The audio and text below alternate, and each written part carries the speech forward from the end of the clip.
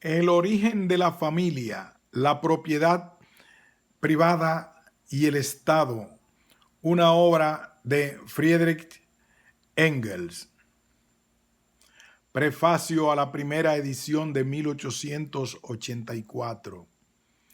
Los capítulos siguientes vienen a ser, en cierto sentido, la ejecución de un testamento. Carlos Marx se disponía a exponer personalmente los resultados de las investigaciones de Morgan en relación con las conclusiones de su, hasta cierto punto, puedo decir nuestro, análisis materialista de la historia, para esclarecer así y sólo así todo su alcance.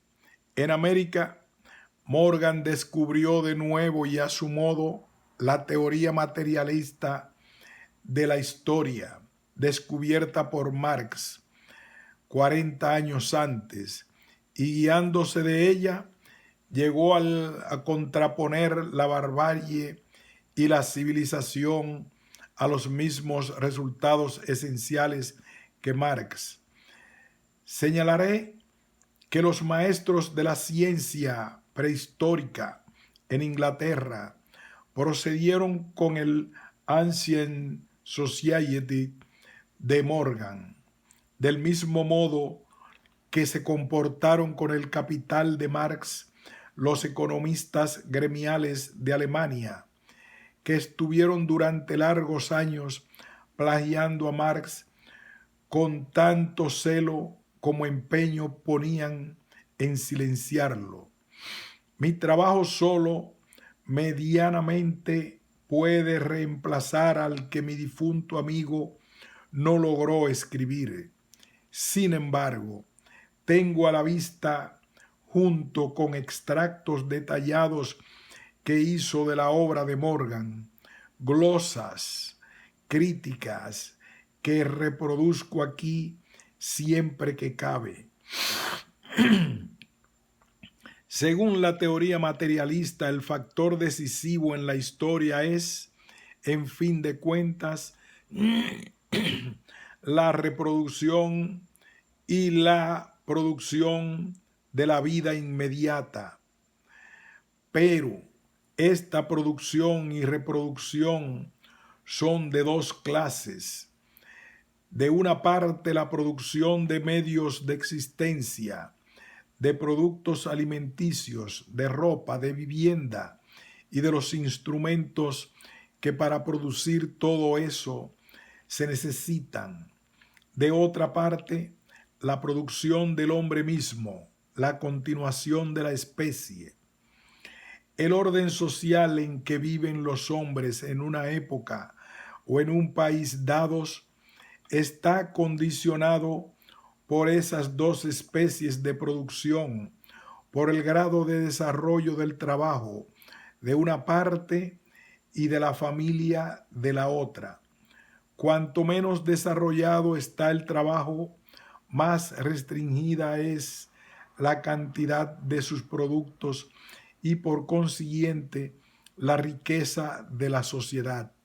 Con tanta mayor fuerza se manifiesta la influencia dominante de los lazos de parentesco sobre el régimen social. Sin embargo, en el marco de este desmembramiento de la sociedad, basta en los lazos de parentesco la productividad del trabajo aumenta sin cesar y con ella se desarrollan la propiedad privada y el cambio, la diferencia de fortuna, la posibilidad de emplear fuerza de trabajo ajena y con ello la base de los antagonismos de clase. Los nuevos elementos sociales que en el transcurso de generaciones tratan de adaptar el viejo régimen social a las nuevas condiciones hasta que, por fin, la incompatibilidad entre uno y otras no lleva a una revolución completa. La sociedad antigua, basada en las uniones gentilicias, salta al aire a consecuencia del choque de las clases sociales recién formadas, y su lugar lo ocupa una sociedad organizada en estado y cuyas unidades inferiores no son ya gentilicias, sino unidades territoriales. Se trata de una sociedad en la que el régimen familiar está completamente sometido a las relaciones de propiedad y en la que se desarrollan libremente las contradicciones de clases y la lucha de clases que constituyen el contenido de toda la historia escrita hasta nuestros días.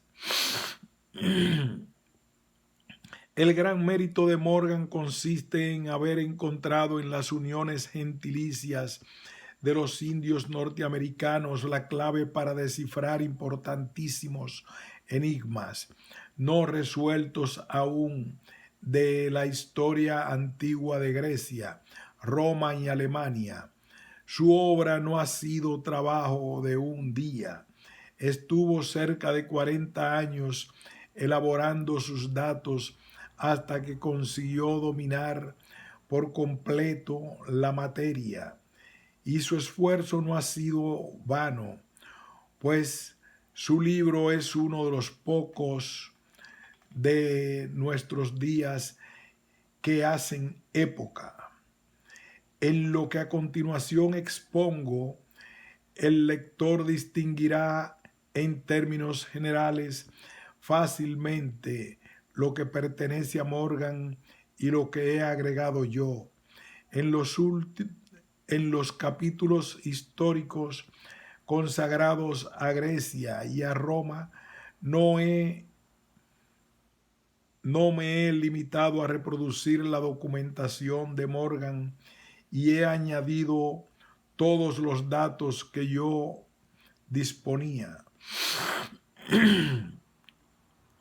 La parte que trata de los celtas y de los germanos es mía, esencialmente, pues los documentos de que Morgan disponía al respecto eran de segunda mano, y en cuanto a los germanos, aparte de lo que dice Tácito, únicamente conocía las pésimas falsificaciones liberales del señor Freeman. La argumentación económica he tenido que rehacerla por completo, pues si bien era suficiente para los fines que se proponía Morgan, no bastaba en absoluto para los que perseguía yo.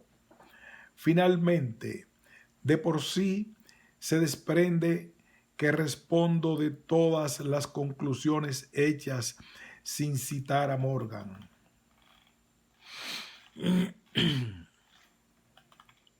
Prefacio a la cuarta edición de 1891.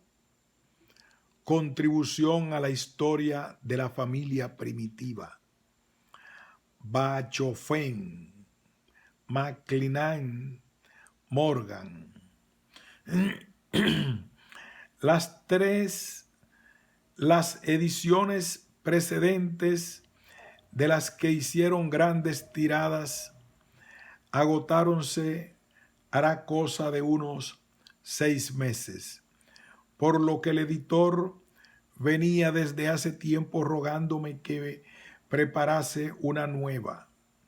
Trabajos más urgentes me han impedido hacerlo hasta ahora. Desde que apareció la primera edición han transcurrido ya 7 años, en los que el estudio de las formas primitivas de la familia ha logrado grandes progresos. Por ello ha sido necesario corregir y aumentar minuciosamente mi obra, con mayor razón porque se piensa estereotipar el libro, y ello me privará por algún tiempo de toda posibilidad de corregirlo. Como digo, he revisado atentamente todo el texto y he introducido en él adiciones en las que confío haber tenido en cuenta debidamente el actual estado de la ciencia. Además, hago en este prólogo una breve exposición del desarrollo de la historia de la familia desde Bachofen hasta Morgan. He procedido a ello ante todo porque la escuela prehistórica inglesa, que tiene un marcado matiz chauvinista, continúa haciendo todo lo posible para silenciar la revolución de los descubrimientos de Morgan. Han producido en las nociones de la historia primitiva, aunque no siente el menor escrúpulo cuando se apropia de resultados obtenidos por Morgan. Por cierto, también en otros países se sigue con excesivo celo, en algunos casos, este ejemplo dado por los ingleses. Mi obra ha sido traducida a varios idiomas. En primer lugar, al italiano, L'origine della famiglia della proprietà privata e dello Stato, versione riveduta dall'autore Di Pasquale Martinetti, Benevento 1855. Luego apareció la traducción rumana, publicada en la revista de Laci Contemporaneo desde septiembre de 1885 hasta mayo de 1886. Luego al dinamarqués. Está imprimiéndose una traducción francesa de Henri Rabet según esta edición alemana. Hasta 1860 ni siquiera se podía pensar en una historia de la familia. Las ciencias históricas hallábanse aún en este dominio bajo la influencia de los 5 libros de Moisés. La forma patriarcal de la familia pintada en esos 5 libros con mayor detalle que en ninguna otra parte no solo era admitida sin reservas como la más antigua, sino que se la identificaba descontando la poligamia con la familia burguesa de nuestros días, de modo que parecía como si la familia no hubiera tenido ningún desarrollo histórico. A lo sumo se admitía que en los tiempos primitivos podía haber habido un periodo de promiscuidad sexual. Es cierto que aparte de la monogamia se conocía la poligamia en Oriente y la poliandria en la India y en el Tíbet, pero estas 3 formas no podían ser ordenadas históricamente de modo sucesivo, sino que figuraban unas junto a otras sin guardar ninguna relación. También es verdad que en algunos pueblos del mundo antiguo y entre algunas tribus salvajes aún existentes, la descendencia se cuenta por línea materna y no paterna, siendo aquella la única válida, y que con muchos pueblos contemporáneos se prohíbe el matrimonio dentro de determinados grupos más o menos grandes, por aquel entonces aún no estudiados de cerca, dándose este fenómeno en todas las partes del mundo. Estos hechos ciertamente eran conocidos y cada día se agregaban a ellos nuevos ejemplos, pero nadie sabía cómo abordarlos, o incluso en la obra de E.B. Taylor, Investigaciones de la historia primitiva de la humanidad, figuran tanto como costumbres raras al lado de la prohibición vigente en algunas tribus salvajes de tocar la leña ardiendo con cualquier instrumento de hierro y otras futilezas religiosas semejantes. El estudio de la historia de la familia comienza en 1861 con el derecho materno de Bachofén. El autor formula aquí las siguientes tesis. Primitivamente los seres humanos vivieron en promiscuidad sexual a la que Bachofén da impropiamente el nombre de heterismo. Tales relaciones excluyen toda posibilidad de establecer con certeza la paternidad, por lo que la filiación solo podía contarse por línea femenina. Según el derecho materno, esto se dio entre todos los pueblos antiguos. A consecuencia de este hecho, las mujeres como madres, como únicos progenitores conocidos de la joven generación, gozaban de un gran aprecio y respeto que llegaba, según Bachofén, hasta el dominio femenino absoluto, ginecocracia. Cuarto, el paso a la monogamia, en la que la mujer pertenece a un solo hombre, encerraba la transgresión de una antiquísima ley religiosa, es decir, el derecho inmemorial que los demás hombres tenían sobre aquella mujer, transgresión que debía ser castigada o cuya tolerancia se resarcía con la posesión de la mujer por otros durante determinado periodo. Bachofén halló las pruebas de estas tesis en numerosas citas de la literatura clásica antigua, reunidas por él con singular celo.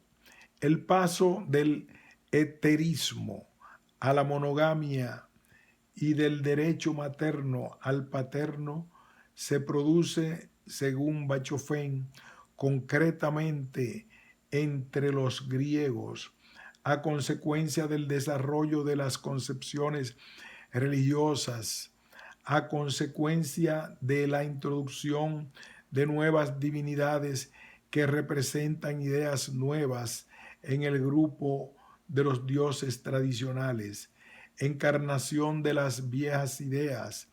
Poco a poco los viejos dioses van siendo relegados a segundo plano por los primeros.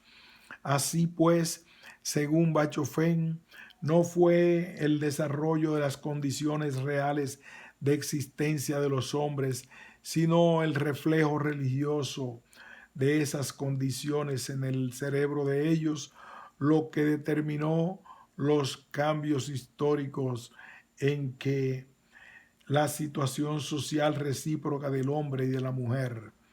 En correspondencia con esta idea, Bachofén interpreta la Orestiada de Esquilo como un cuadro dramático de la lucha entre el derecho materno agonizante y el derecho paterno, que nació y logró la victoria sobre el primero en la época de las epopeyas, llevada de su pasión por la amante, Egipto. Clitemnestra mata a Agamenón, su marido, al regresar este de la guerra de Troya, pero Orestes, hijo de ella y de Agamenón, venga el padre quitando la vida a su madre. Ello hace que se vea perseguido por las erinias, seres demoníacos que protegen el derecho materno, según el cual el matricidio es el más grave e imperdonable de los crímenes. Pero Apolo, que por mediación de su oráculo ha incitado a Orestes a matar a su madre, y a Atenea, que interviene como juez, ambas divinidades representan aquí el nuevo derecho paterno. Defienden a Orestes. Atenea escucha a ambas partes.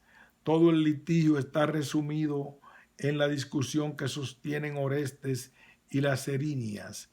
Orestes dice que Clitemnestra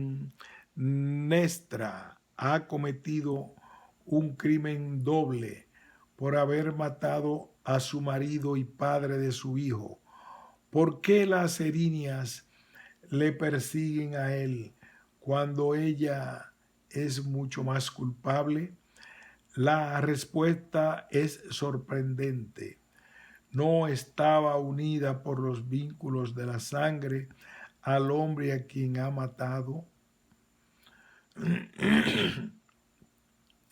El asesinato de una persona con la que no se está ligado por lazos de sangre, incluso si es el marido de la asesina,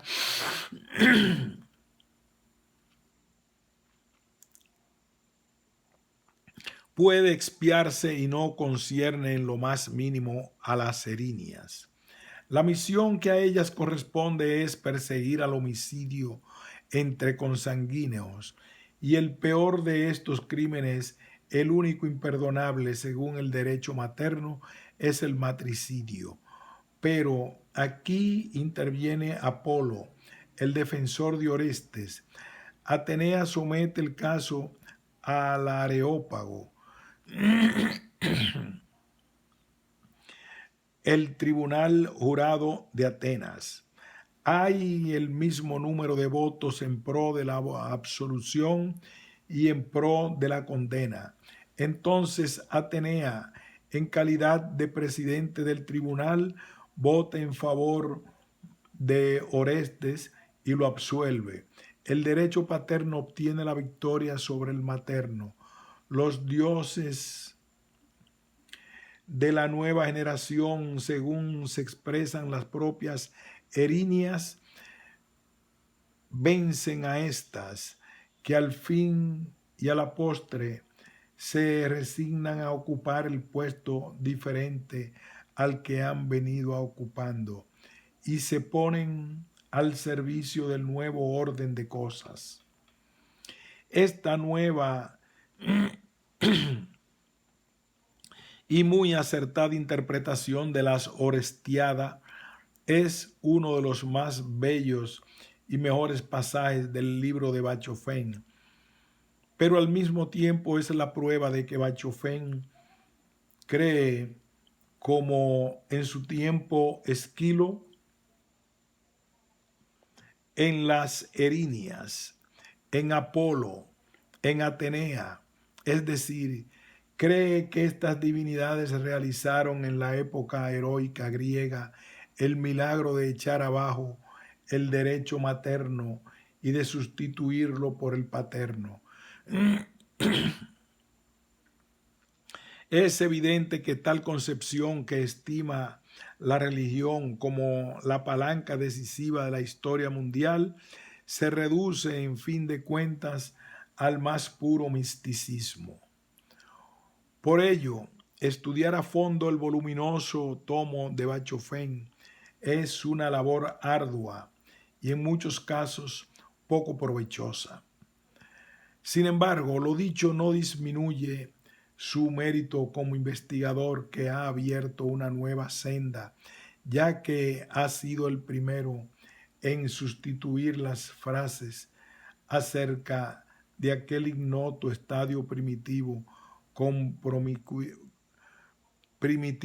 promiscuidad sexual por la demostración de que en la literatura clásica griega hay muchas huellas de que entre los griegos y entre los pueblos asiáticos existió en efecto antes de la monogamia un estado social en el que no solamente el hombre mantenía relaciones sexuales con varias mujeres, sino que también la mujer mantenía relaciones sexuales con varios hombres, sin faltar por ello a los hábitos establecidos. Bachofen probó que este uso no desapareció sin dejar huellas bajo la forma de la necesidad para la mujer de entregarse por un periodo determinado a otros hombres, entrega que era el precio de su derecho al matrimonio único, que por tanto primitivamente no podía contarse la descendencia sino en línea femenina, de madre a madre, que esta validez exclusiva de la filiación femenina se mantuvo largo tiempo, incluso en el periodo de la monogamia, con la paternidad establecida, o por lo menos reconocida, y por último, que esta situación primitiva de las madres, como únicos genitores ciertos de sus hijos, aseguró a aquellas y al mismo tiempo a las mujeres en general una posición social más elevada que la que desde entonces acá nunca ha tenido. Es cierto que Bachofen no emitió estos principios con tanta claridad por impedírselo el misticismo de sus concepciones, pero lo demostró, y ello en 1861 fue toda una revolución. El voluminoso tomo de Bachofen estaba escrito en alemán, es decir, en la lengua de la nación que menos se interesaba entonces por la prehistoria de la familia contemporánea. Por eso permaneció casi ignorado. El más inmediato sucesor de Bachofen en este terreno entró en escena en 1865, sin haber oído hablar de él nunca jamás. Este sucesor fue J. F. McLennan, el polo opuesto de su predecesor. En lugar de místico genial, tenemos aquí a un árido jurisconsulto. En vez de una exultante y poética fantasía, las plausibles combinaciones de un alegato de abogado. McLennan encuentra en muchos pueblos salvajes, bárbaros y hasta civilizados de los tiempos antiguos y modernos una forma de matrimonio en que el novio, solo o asistido por sus amigos, está obligado a arrebatar su futura esposa a sus padres, simulando un rapto por violencia. Esta usanza debe ser vestigio de una costumbre anterior, por la cual los hombres de una tribu adquirían mujeres tomándolas realmente por la fuerza en el exterior, en otras tribus. Pero ¿cómo nació este matrimonio rapto? Mientras los hombres pudieron hallar en su propia tribu suficientes mujeres, no había ningún motivo para semejante procedimiento. Por otra parte, con frecuencia no menor encontramos en pueblos no civilizados ciertos grupos que en 1865 aún solían identificarse con las tribus mismas, en el seno de las cuales estaba prohibido el matrimonio, viéndose obligados los hombres a buscar esposas y las mujeres esposos fuera del grupo, Mientras tanto, en otros pueblos existe una costumbre en virtud de la cual los hombres de cierto grupo vienen obligados a tomar mujeres solo en el seno de su mismo grupo. McLennan llama tribus exógamas a los primeros endógamas, a los segundos, y a renglón seguido y sin más circunloquios señala que existe una antítesis bien marcada entre las tribus exógamas y endógamas, y aún cuando sus propias investigaciones acerca de la exogamia le meten por los ojos el hecho de que esta antítesis en muchos, si no en la mayoría o incluso en todos los casos, existe solamente en su imaginación. No por eso deja de tomarla como base de toda su teoría. Según esta, las tribus exógamas no pueden tomar mujeres sino otras tribus, cosa que, dada la guerra permanente entre las tribus tan propia del estado salvaje, solo puede hacerse mediante el rapto. McLennan plantea más adelante de dónde proviene esa costumbre de la exogamia. Al parecer nada tienen que ver con ella las ideas de la consanguinidad y del incesto, nacidas mucho más tarde. La causa tal usanza pudiera ser la costumbre muy difundida entre los salvajes de matar a las niñas enseguida nacen. De eso resultaría un excedente de hombres en cada tribu tomada por separado, siendo la inmediata consecuencia de ello que varios hombres tendrían en común una misma mujer, es decir, la poliandria. De aquí se desprende a su vez que se sabía que era la madre del niño, pero no quién era su padre. Por ello la ascendencia solo se contaba en línea materna y no paterna, derecho y materno.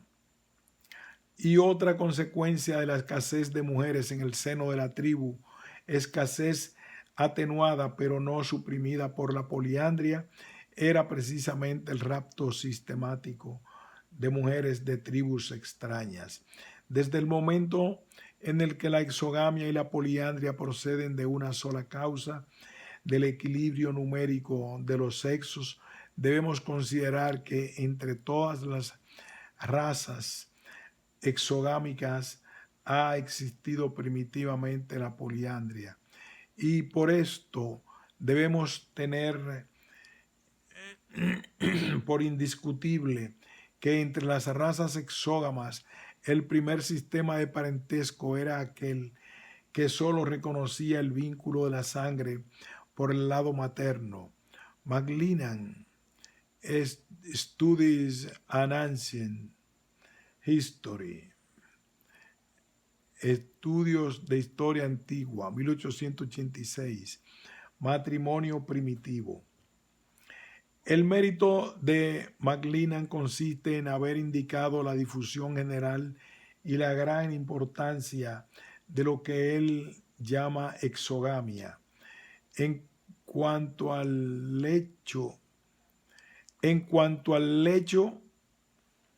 de la existencia de grupos exógamos, no lo ha descubierto y menos todavía lo ha comprendido, sin hablar ya de las noticias anteriores y sueltas.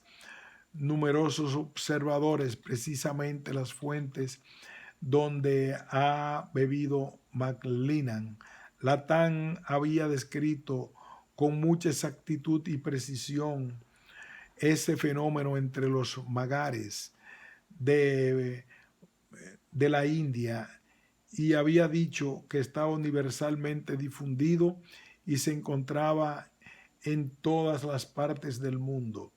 Este pasaje lo cita al propio McLennan. Además, también en nuestro Morgan había observado y descrito perfectamente en 1847 en sus cartas acerca de los iroqueses, American Review, y en 1851 en la Liga de los Iroqueses, este mismo fenómeno, mientras que el ingenio triquiñuelista de McLennan ha introducido aquí una confusión mucho mayor que la aportada por la fantasía mística de Bachofén en el terreno del derecho materno.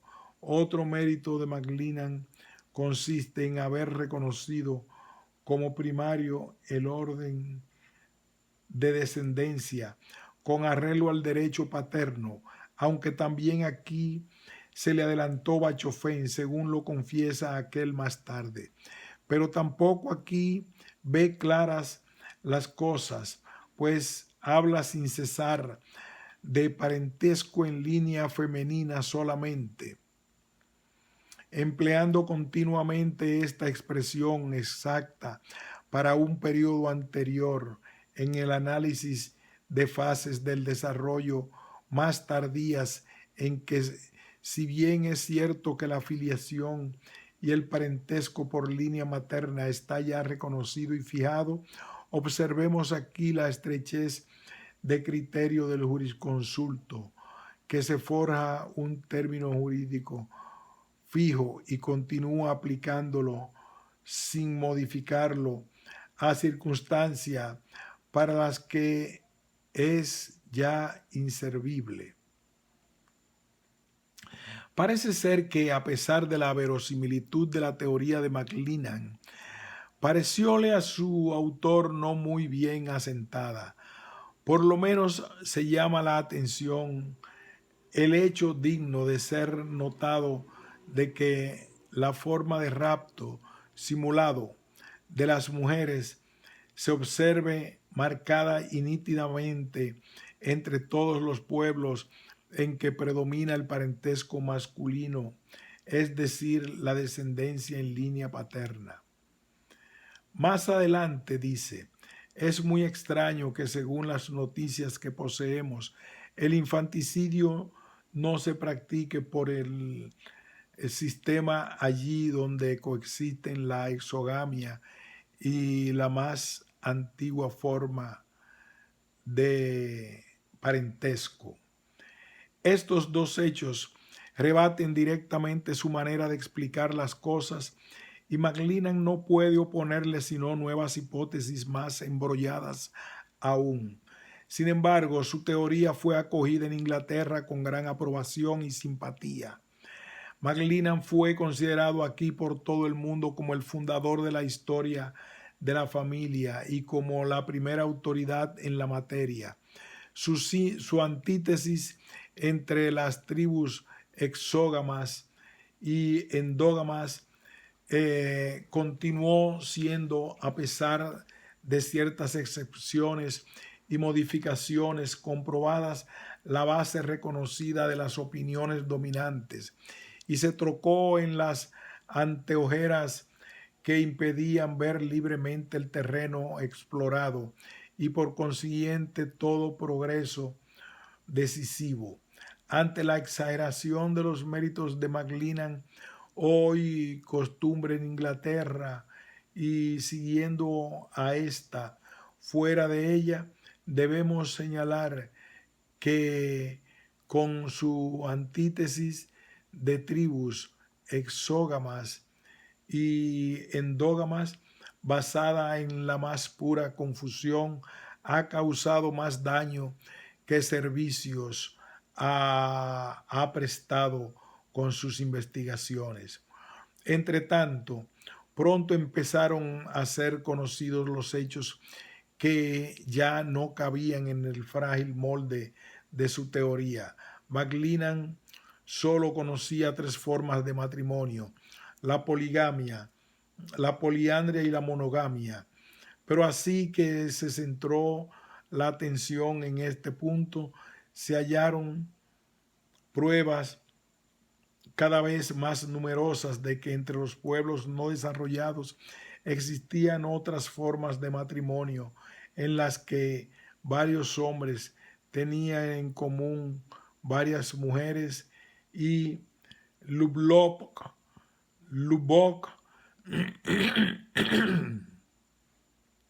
reconoció como un hecho histórico este matrimonio por grupos.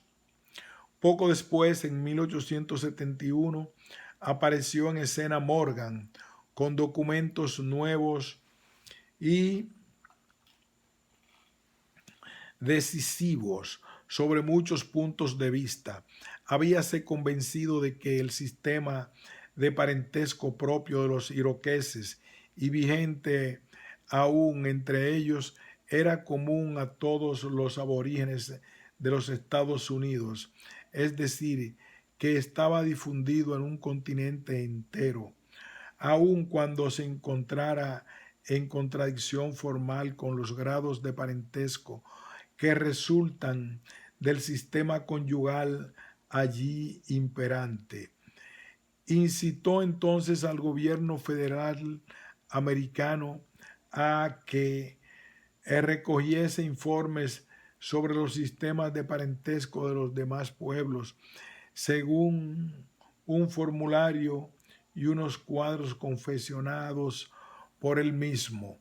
Y de las respuestas dedujo, primero, que el sistema de parentesco de los indios americanos estaba igualmente en vigor en Asia y bajo una forma poco modificada en muchas tribus de África y Australia, que este sistema tenía su más completa explicación en una forma de matrimonio por grupos que se hallaba en proceso de extinción en Hawái y en otras islas australianas, que en estas mismas islas existía junto a esa forma de matrimonio un sistema de parentesco que solo podía explicarse mediante una forma desaparecida hoy de matrimonios por grupos más primitivo aún. Morgan publicó las noticias reunidas y las conclusiones deducidas de ellas en sus sistemas de consanguinidad y afinidad en 1871 y llevó así la discusión a un terreno infinitamente más amplio, tomando como punto de partida los sistemas de parentesco y reconstituyendo las formas de familia a ellos correspondientes. Abrió nuevos caminos a la investigación y dio la posibilidad de ver mucho más lejos en la prehistoria de la humanidad. De haber sido aceptado este método, las frágiles construcciones de McLennan hubieran quedado reducidas a polvo. McLennan salió en defensa de su teoría con una nueva edición del Matrimonio Primitivo, Estudios de la Historia Antigua, aunque él mismo construye una historia de la familia basándose en las simples hipótesis y de una manera artificial en extremo. Exige a Lubbock y Morgan no solo la prueba de cada una de sus aseveraciones, sino pruebas irrefutables, las únicas admitidas en los tribunales de justicia escoceses. Y eso lo hace un hombre quien, apoyándose en el íntimo parentesco entre el tío materno y el sobrino en los hermanos. En el relato de César de que los bretones tienen sus mujeres en común por grupos de 10 o 12 y en todas las demás relaciones que los autores antiguos hacen de las mujeres entre los bárbaros, deduce sin vacilación que la poliandria ha reinado en todos esos pueblos. Parece que se está oyendo a un fiscal que se toma entera libertad para amañar sus conclusiones y exige en cambio al defensor la palabra más formal y más jurídicamente valedera de cada palabra que éste pronuncie. Afirma que el matrimonio por grupos es pura invención y queda así muy por debajo de Bachofen. Según él, los sistemas de parentesco de Morgan no son sino simplemente fórmulas de cortesía social, demostradas por el hecho de que al dirigir los indios la palabra hasta a un extranjero con un blanco lo tratan de hermano o de padre. Esto es lo mismo que si se quisiera asegurar que las palabras padre, madre, hermano y hermana son puras fórmulas de apóstrofe sin significación, porque a los sacerdotes y a las abadesas católicas se los saluda igualmente como a los nombres de padre y madre, porque los frailes y las monjas, lo mismo que los masones y los miembros de los sindicatos ingleses, se tratan entre sí de hermanos y hermanas, y en sus reuniones solemnes, en una palabra, la defensa de McLennan no pudo ser más floja. Pero quedaba un punto en el que era invulnerable: su antítesis de las tribus exógamas y endógamas, base del sistema, lejos de vacilar, se reconocía universalmente como el fundamento de todas las historias de la familia. Se admitía que el intento de demostrar esta antítesis hecho por McLennan era insuficiente y estaba en contradicción con los datos por él mismo aportado, pero se consideraba como un evangelio indiscutible la síntesis misma por la existencia de dos tipos exclusivos entre sí de tribus autónomas e independientes, de los cuales uno tomaba sus mujeres en la misma tribu, mientras que al otro le estaba eso terminantemente prohibido. Consúltese, por ejemplo, a Orígenes de la Familia de Guiraud y aún la obra de Lubbock, El origen de la civilización. Aparece luego el trabajo fundamental de Morgan, Studies in Ancient History, que forma la base de la obra que ofrezco al lector. Aquí Morgan desarrolla con plena nitidez lo que en 1871 conjeturaba vagamente. La endogamia y la exogamia no forman ninguna antítesis. La existencia de tribus exógamas no está demostrada hasta ahora en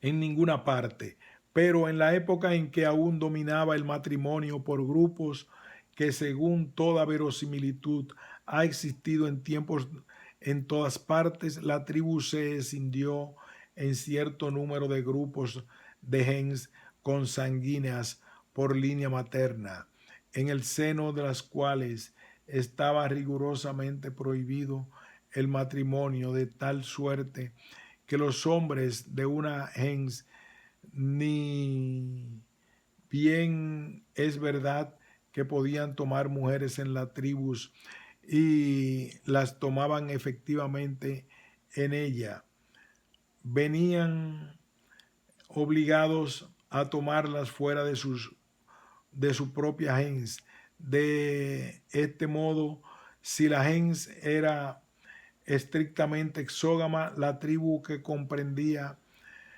la totalidad de las gens era endógama en la misma medida.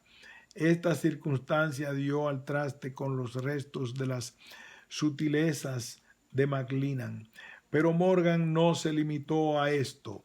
La gens de los indios americanos les sirvió además para dar un segundo y decisivo paso en la esfera de sus investigaciones. En esa gens,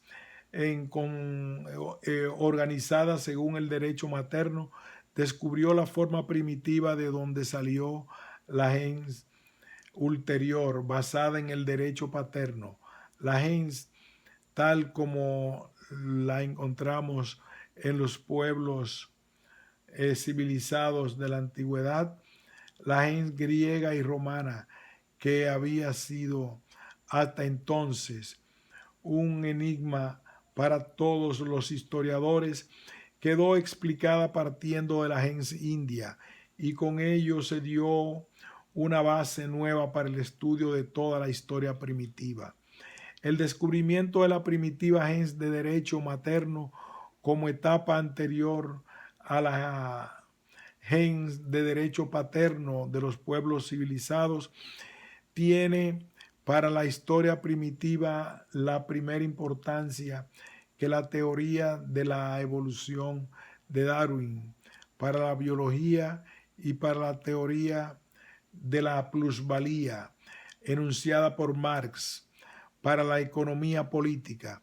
Este descubrimiento permitió a Morgan bosquejar por vez primera una historia de la familia donde por lo menos en líneas generales quedan asentados previamente, en cuanto lo permitan los datos actuales, los estadios clásicos de la evolución. Para todo el mundo está claro que con ello se inicia una nueva época en el estudio de la prehistoria. La gens de derecho materno es hoy el eje alrededor del cual gira toda esta ciencia. Desde su descubrimiento se sabe en qué dirección encaminar las investigaciones y qué estudiar, así como de qué manera se debe agrupar los resultados obtenidos.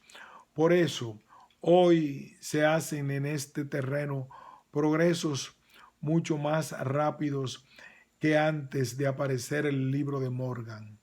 También en Inglaterra todos los investigadores de la prehistoria admiten que hoy los descubrimientos de Morgan, aunque sería más exacto decir que se han apropiado de ellos, pero casi ninguno de estos investigadores declara francamente que es a Morgan a quien debemos esta revolución en las ideas. En Inglaterra se pasa en silencio su libro siempre que es posible. En cuanto al propio autor, se limitan a condescendientes elogios de sus trabajos anteriores. Escarban con celo en pequeños detalles de su exposición, pero silencian contumaces sus descubrimientos verdaderamente importantes. La primera edición de Ancient Society se agotó en América. Las publicaciones de este libro se venden mal. En